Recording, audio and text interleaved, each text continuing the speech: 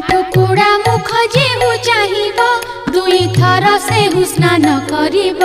नहिले जेबे हान करिब रवि अस्त जाए उपासे थिब एमंत कहिण गला कामिनी साधु बुढ़ा जे विचारिला पुणी आहा विधाता मते हा कलु एकाळे मते हा सुनाइलु।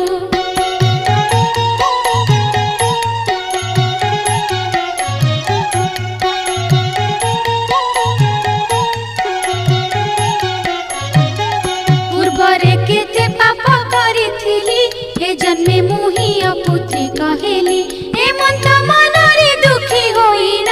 काहारी पासे न बसई पुण एहा विचारी घर को से गला पत्नी रा आगे समस्त कहिला पत्नी बोइला सुना हे नाथ कर्म रे बिहि लेखि।